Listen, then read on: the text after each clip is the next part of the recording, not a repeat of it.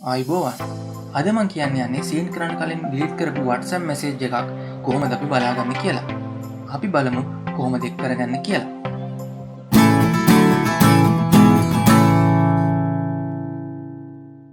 මුලින්ම මේ සඳහා ඔයාලට අවශ්‍ය වෙනවා ඇප් එකක්. මේක ඔයාලට Google Play Store එකෙන් නොමිලේම ඩවුන්ලෝඩ් කරගන්න පුළුවන්. ඒ සඳහා ඔයා මේ විදිහට Google Play Store ඕපන් කරගෙන සර්ච් බාර් එකේ සර්ච් කරන්න notice save කියලා. එතකොට මේ විදිහේ ඇප් එකක් ඔයාලට බලා ගන්න පුළුවන්. පල්ලෙහා තියෙන කොළ පාට ඉන්ස්ටෝල් බටන් එක ටච් කරලා ඇප් එක ඉන්ස්ටෝල් කරගන්න.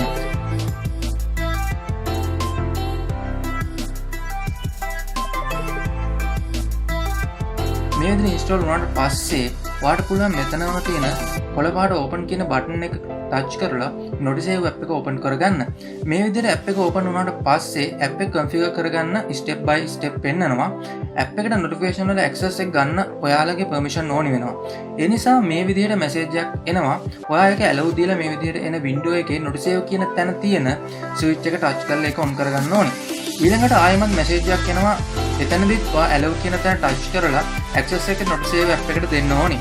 ඊළඟට මේ විදිහට ඔයාගේ ෆෝන් එකේ ඉන්ස්ටෝල් කරලා දෙන ඇප් ටික ලෝඩ් වෙනවා.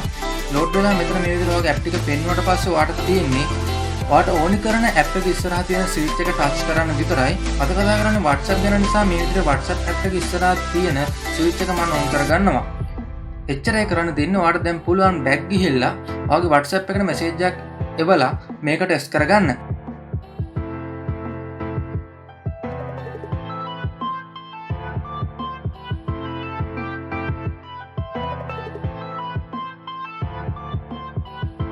දැන් මම මේ විදිහට මගේ යාළුවගේ නම්බර් එකකින් මේ නම්බර් එකට මැසේජ් එකක් දාලා ඒක මේ විදිහට ඩිලීට් කරගන්නවා. දැන් ඔයාලට පේනවා මෙතන මැසේජ් එක ඩිලීට් කරා කියලා පෙන්නනවා.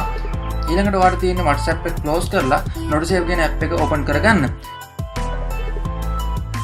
ඔයාලට මෙතන පෙන්නන WhatsApp එකෙන් දැන් ආව මැසේජ් ටික ඔයාලට පුළුවන් මේ විදිහට මැසේජ් එක එවපු කෙනාගේ name එක ටච් කරලා conversation එකට යන්න.